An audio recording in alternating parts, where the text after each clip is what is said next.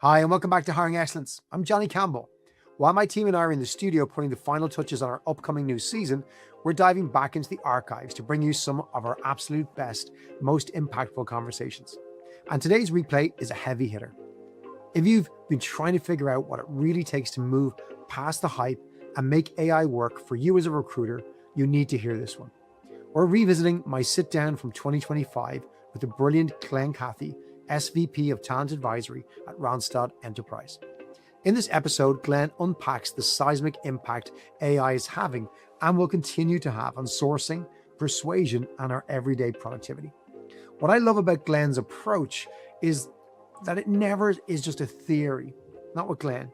We get into the weeds. We talk about his wild Reddit experiments, and he introduces a framework that completely changed how I look at this technology. The idea of managing AI like a teammate rather than just using it like a search engine. The bold insights and practical tips Glen shares in this episode were ahead of the curve when we recorded it, and they will absolutely change how you think about your work today and well beyond. We'll be back in your feed very soon with brand new episodes, but for now, get ready to take some serious notes. Here's my conversation with Glen Cathey.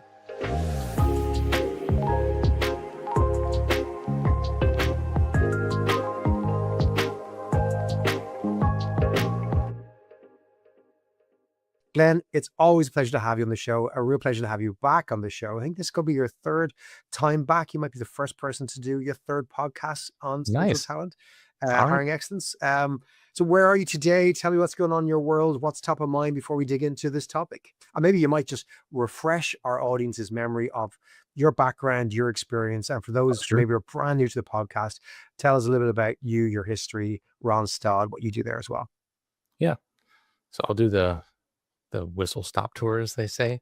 So I've been in recruiting and I stumbled into it like most people. So I love that usually resonates with people. I stumbled into recruiting. I had no idea what it was.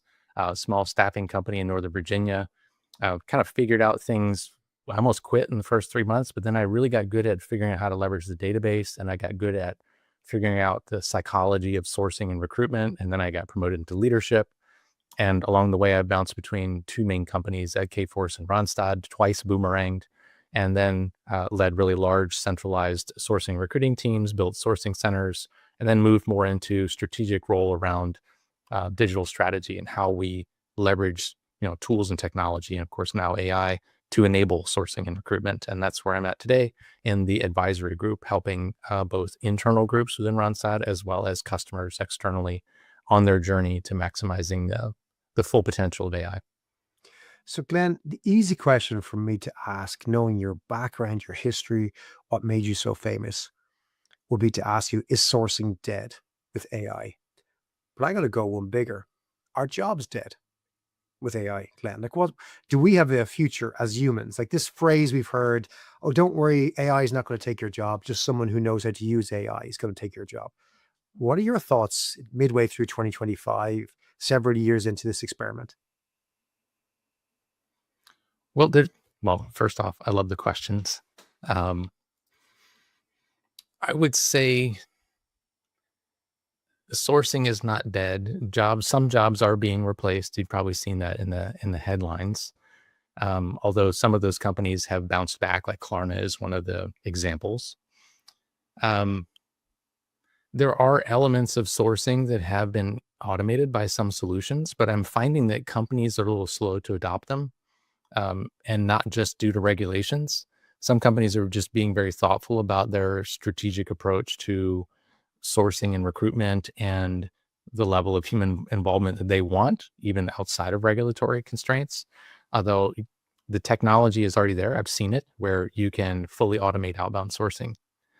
I will say, however, that it's similar to, I would say, full like autonomous driving. Although technically it exists in very controlled situations, and we've found the limits that do exist today. There are times when autopilot, so to speak, for sourcing can't find and engage people. It can't find enough of the right people. So I feel like we're definitely still in a place where there are humans that are going to be needed when the autopilot, so to speak, is unable to produce the desired results in the time necessary. But I do feel that as years progress, the amount of scenarios where AI won't be able to perform will be reduced, very similar to full self-driving. I know we're not there yet, although in like Waymo in certain situations, which I've ridden in, which is bizarre, but also wonderful experience. Those still run into corner cases where you still have to flip off autopilot and have a human take over. Mm. So I feel like sourcing is not dead as a role. It's shrinking, and AI is definitely threatening that. But I don't think people should be looking at that necessarily as a negative thing. I know that sounds strange. The reality is people can be angry about like machinery and robotics that have come about over past decades and industrial revolution. It's transformed the work. And when people are displaced and disrupted, it is very disturbing. And it was negative to be on the one side of that, but it's incumbent on those individuals that see the displacement coming, the transformation coming, to figure out, okay, I see it coming. I'm going to be not a victim. I'm actually going to chart my own course to try to stay ahead of it so I can figure out what does this mean in the new world of work. Now, the second part of your question, yes, it's a little bit of a trite phrase to say that, AI won't take your job, only a person using AI. That's actually not true. And I don't say that to be alarmist. I feel that as humans, we almost have a duty to be preservationists to ourselves, and we want to think that we can't be replaced. I will say early in my journey, and I think it's important to share this, that when I first got my hands on ChatGPT, one of the first things that I experimented with was, of course, like writing searches. And I'm like, it does a pretty good job of that. Not as good as me in some cases. And that wasn't me just being, critical. It was like legit. There's certain things that it's just not doing yet. But I realized that if I prompted it properly, it could replicate my thinking. So that was actually the limitation, wasn't the tech, it was actually me. And then the second part I want to share is the human element. When I started to try to figure out, can it write messaging as persuasive as myself? Like if I'm trying to reach out to a person that would normally not respond to another source or recruiter, can it do as good a job as me? And I'm here to tell you that it can do as good a job as me. I think as good as the best people, and consistently. And I don't, on one hand, I think that's scary. On the other hand, I think that's actually great. Not everybody is fantastic at writing really engaging and persuasive outreach messages, certainly not consistently. And so is that necessarily a bad thing to say, well, maybe I do want the AI to do that because it does it consistently better than me. And then I can focus on other elements of the process where maybe I actually am adding more incremental value than AI now. But as we move into the future, there is definitely no doubt that companies and capitalism will drive some job displacement. It's difficult to predict how much, but AI is definitely going to continually progressively take over more and more tasks as it is advancing in its capabilities faster than humans can. You recently posted on LinkedIn about a piece of university research that looked at AI's ability to persuade individuals based on activity on Reddit. I wonder, can you maybe expand on that or share with our audience what the research was, what the outcome was? I know there was ethical issues perhaps around how they obtained this information or conducted this, but let's focus on maybe the learnings, because I think it's quite exceptional and maybe comes back to your comment about engaging in messaging candidates, and which a lot of people may disagree with right now. Think, oh no, Glenn, no, humans need to do that. They're better at it. What does the Yeah, data say? that's fantastic. Yeah, so the University of Zurich ran an experiment within a subreddit. It was and which is focused around persuading people, like a change my mind type of scenario.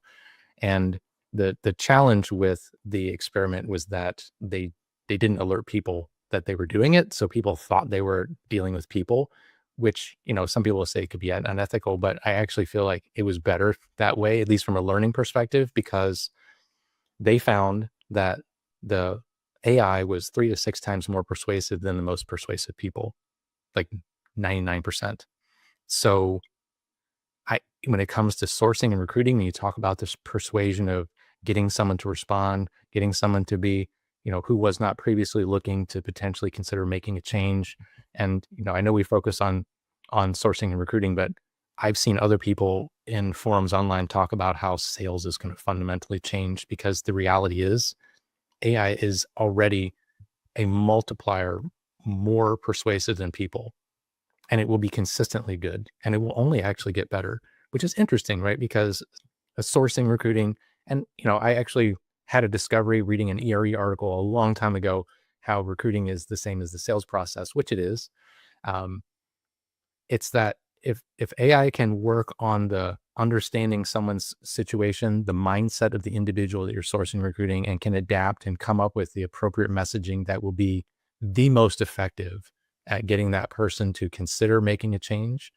Um, I, it's again, I smile when I say it, because on one hand, it's a little scary, but it's also exciting. I don't know if everyone really enjoys that element of their job. I geek out over writing really good messages, but I've trained tons of teams, and I'd say 80% admit that, like, hey, I'm just not that creative. Like, I don't really like writing the messages. I see that if I was better at them, I would be more effective in my job, because conversion, just getting a response is the win. And that's the biggest lever. If somebody gets a 50% response rate versus somebody who gets a 20% response rate, that person doesn't have to do as much work to get the same output. So messaging is everything. So if we already have AI that is in the university study on Reddit, it got people to change their minds, like literally change their minds. And what's interesting about the psychology of changing your mind is that the reality is it's very difficult to get someone to change their mind, because when you challenge people on their current mindset and their feelings and thinking about something, studies have shown that people dig in. They typically just resist. So getting someone to literally change their mind in recruiting, sourcing, recruiting, I don't know if it's really changing their mind. Most times it's being open-minded, because people are just resistant. Wasn't thinking about making a change, or maybe I'm not really crazy about working with recruiters because I've had bad experiences in the past. These are all things that could be today, if you're using it properly, more effective than I'd even say 99% of people, which again, some people might take offense to that, but unless you're using it and trying it, you don't know.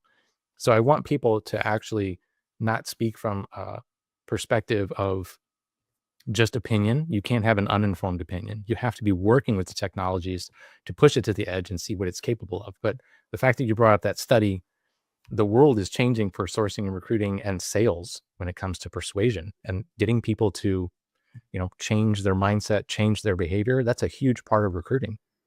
I listened to a fascinating interview between Yuval Noah Harari and Reid Hoffman this week.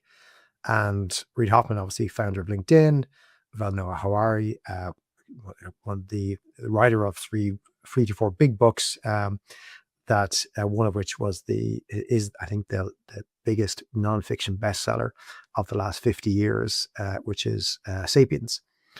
Phenomenal book, and he's a professor of history in the University of Jerusalem, and I believe University of Jerusalem, and he's fabulous thinker, brilliant mind on this. And he was being asked by Reid Hoffman about technology over the decades, because over the eons, as he likes to talk in thousands of years rather than months like the rest of us. And he was asked about the technology of writing, which many believe was a fundamental, step forward for humans. And this technology in Sumerian writing and scratchings in clay thousands of years ago helped develop our education and everything else.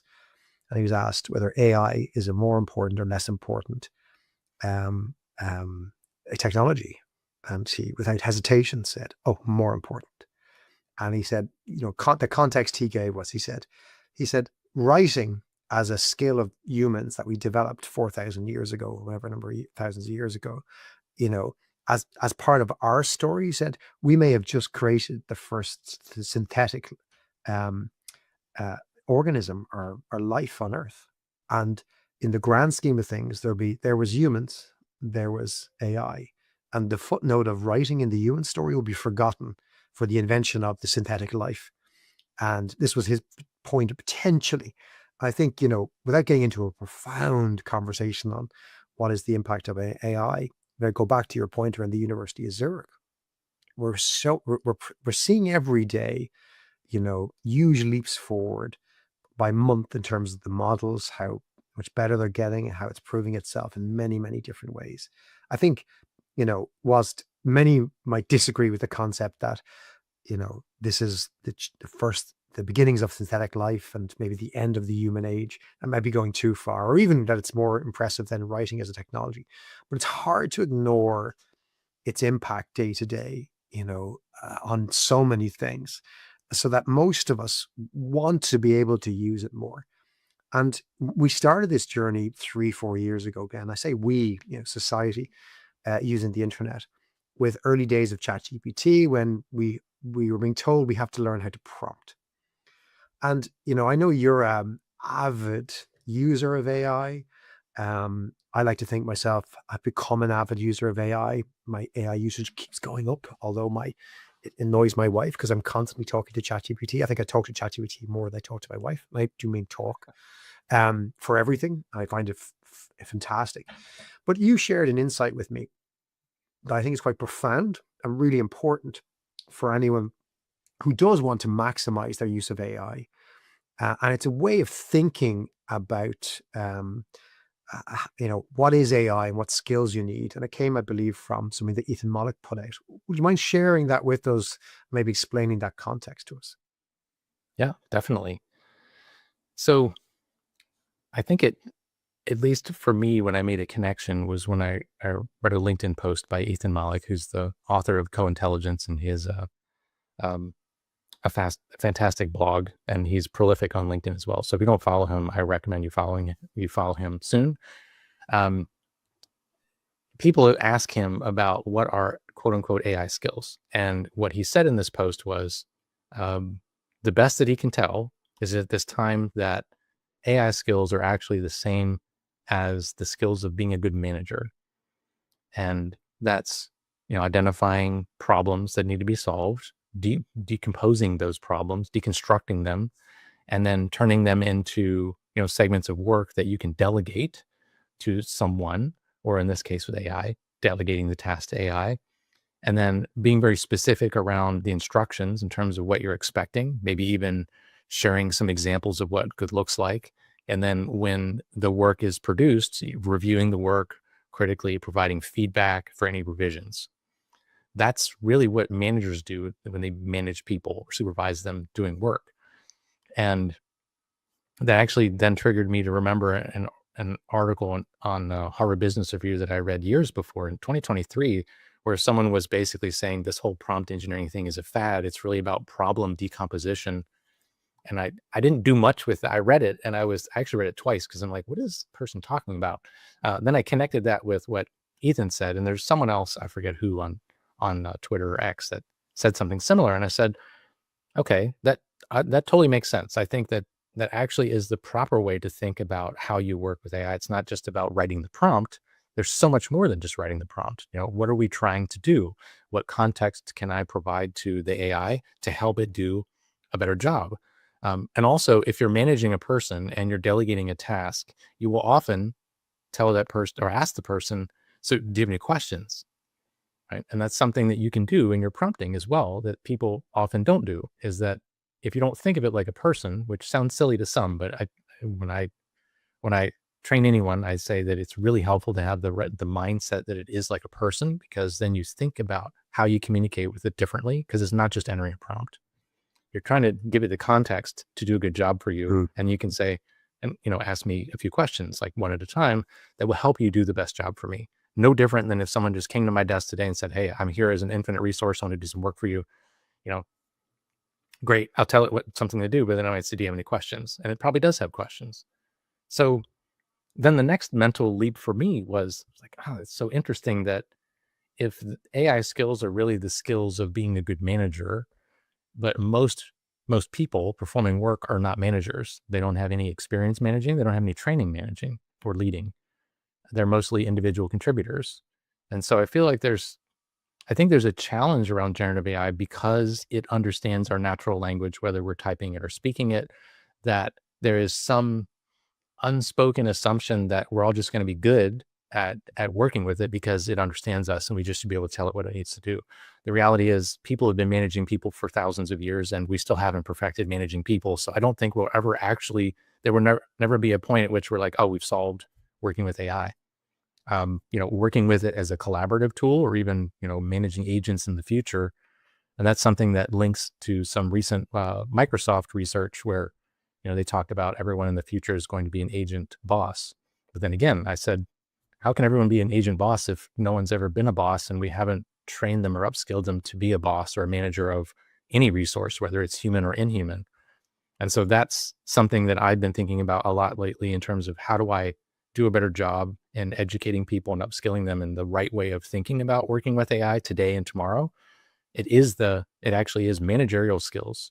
And so you can teach people prompt engineering and they can get really good at prompting AI. I would argue most of those people are not getting maximum value or the highest quality output from AI because they're not thinking about it properly. They're not approaching it in the way that you really are managing a resource that's going to do work for you. I wonder, Glenn, have you tried using AI to solve some of those problems? So, for example, your point around decomposition from the HBR article a couple of years ago. Have you gone to an AI chatbot tool with a problem and asked it to decompose it in a way that you can then break down the tasks and better think of it? Or have you relied on your own skills at decomposition of a challenge or an issue? I'd say mostly it's me decomposing problems. Although I have one thing that I find, and this is just like, I guess the geek in me, I'm really enjoying figuring out how to create prompts that are universal.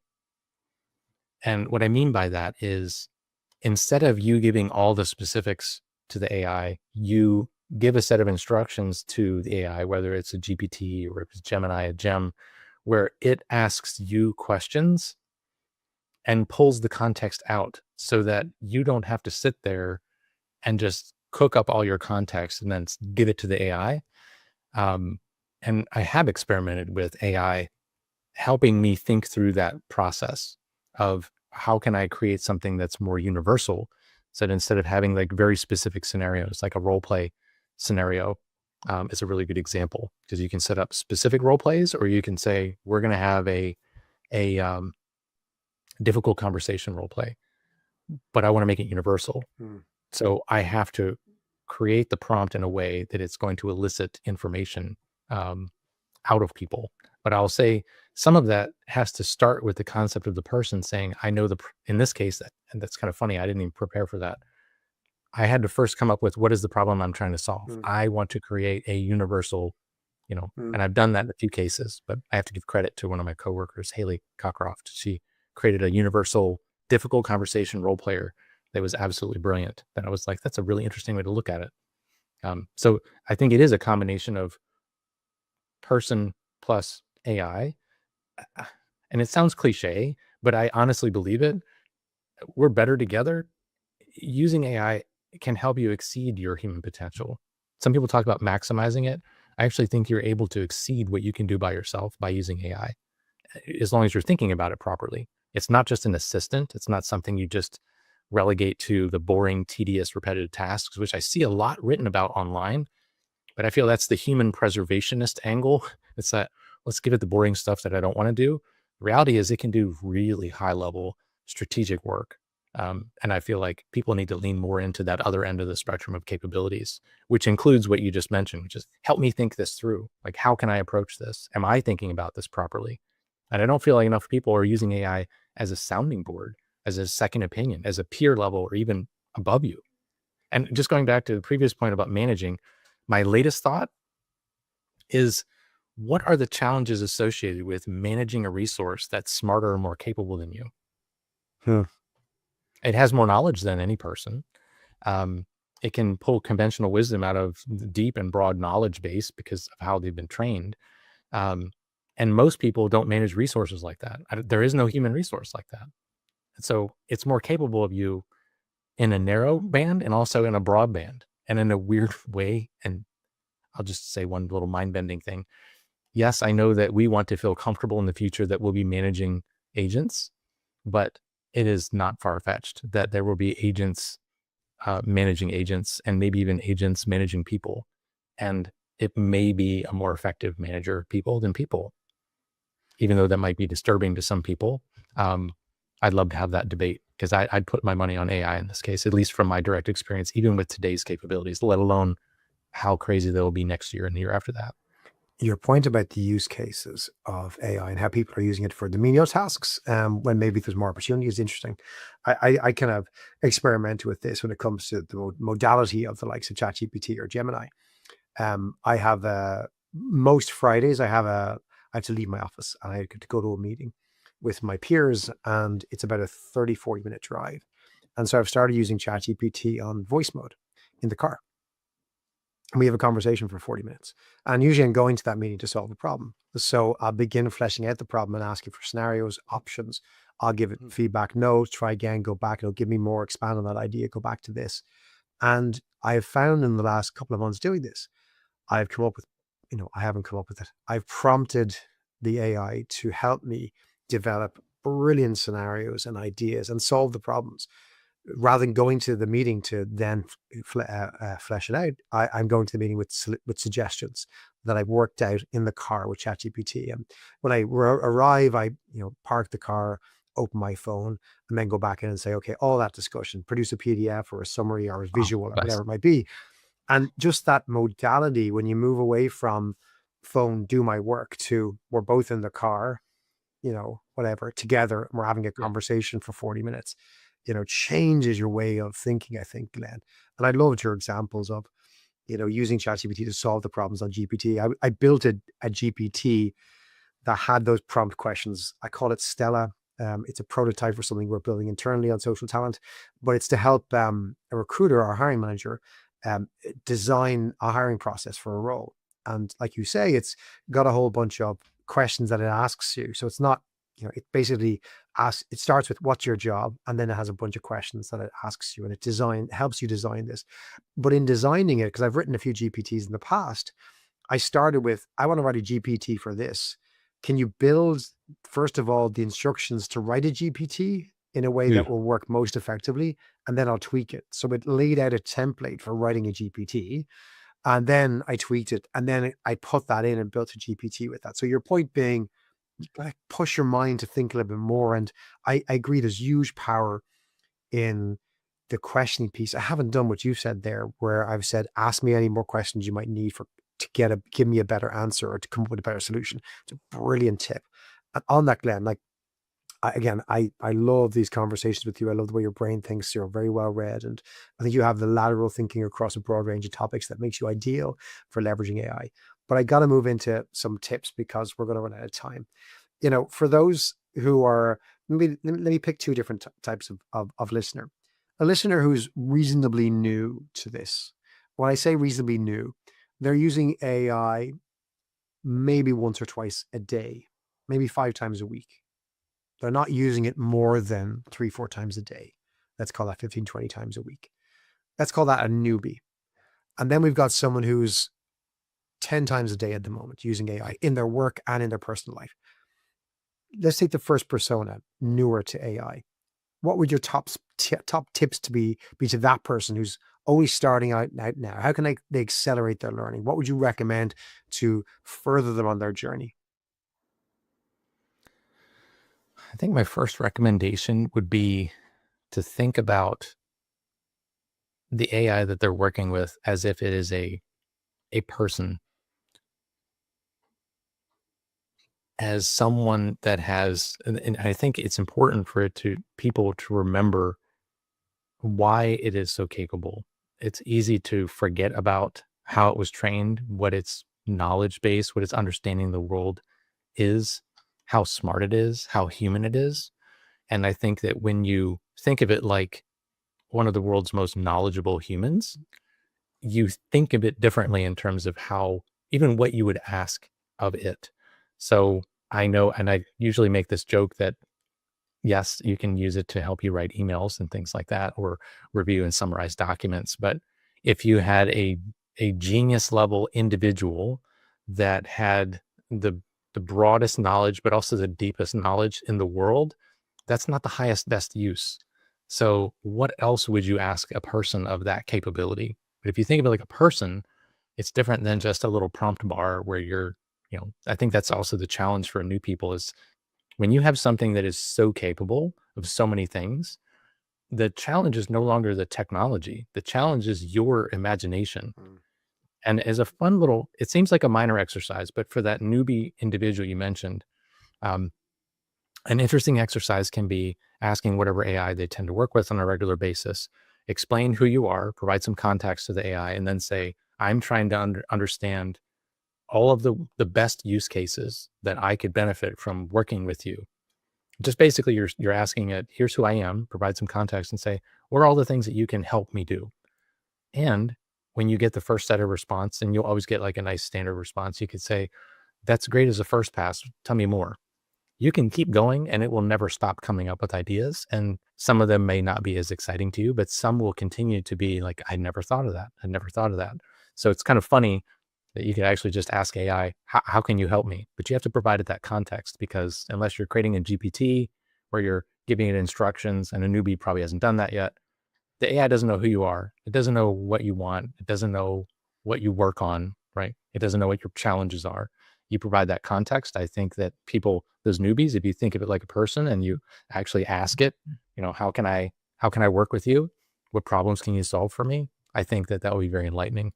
I love that. The wider the context, tell them about your life, your family circumstances, your hobbies, your interests, what you do, connections, who's in the home with you, your situation, where you live.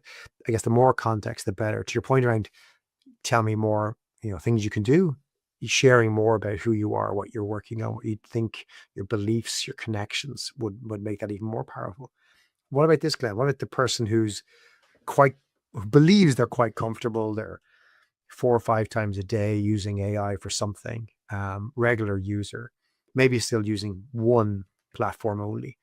What would your suggestions be to those folks, in addition to probably what you just shared, because they probably haven't done that either at this point? Yeah, that is a good foundation. I mean, even as someone who uses it a lot, we find in some of the training that we do that people are like, I use it a lot, but I'm not using it its highest, best use. Those more strategic use cases, things that people almost often think that I use it for lower level tedious work. Like, how can I use it for the things that are the most high level strategic, deep things that I would normally only reserve for myself, even though that's probably something they don't even think about doing. It's just automatic, is I think a mental limitation around what are these solutions capable of doing.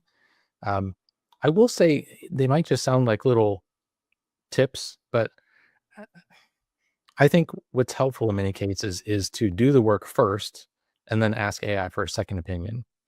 I also think it's helpful not only to provide context for yourself, but then also think, how can I have the AI look at it from a particular persona? Because if you don't give it a persona, it just kind of comes off the shelf, out of the box with its standard approach. When you start thinking like a person and then realize I can actually make it be any person.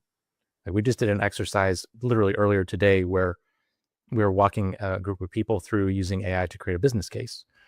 And you're like, okay, that's kind of straightforward, but there was only one person in the group that had ever done that before. So we're like, here's create a business case. But then we flipped it and said, well, who will you be presenting the business case to? So like, let's say you're presenting it to the CFO. You can then ask the AI to play the role of the CFO, and you can provide context, which we talked about. Like, if you know the CFO and you've interacted with them, and you can provide some clues as to how they typically, what their main concerns, what they get stuck on, you provide that context. You can then have an interaction with the AI CFO to kind of beat up your proposal and have you think about things in a new way. Just like you said, you arrive at the meeting prepared. In this case, you haven't just created the business case, you've prepared to defend it, because you've already defended it against a synthetic CFO. But realizing that if you think of it like a person, realize that it can literally be any person. So I'd say something that even if you're a regular user, you may not be using that persona element of what role you want it to play as much as people could. And that's good also from the perspective of brainstorming. It's like, AI can have its perspective, but you can also have it mimic the perspective of any particular audience. And that becomes helpful in some particular scenarios, like sourcing recruiting. Say, I want you to be a passive candidate that doesn't like talking to recruiters and is not looking to make a change, right? Just as an example. That's going to be a totally different scenario than one where you're not providing it that context. So I'd say the persona angle is probably one of the things that I think is not used enough by people, even if you do use it on a daily basis. I inadvertently took a leaf out of your book with the whole thing, managing AI is like managing people.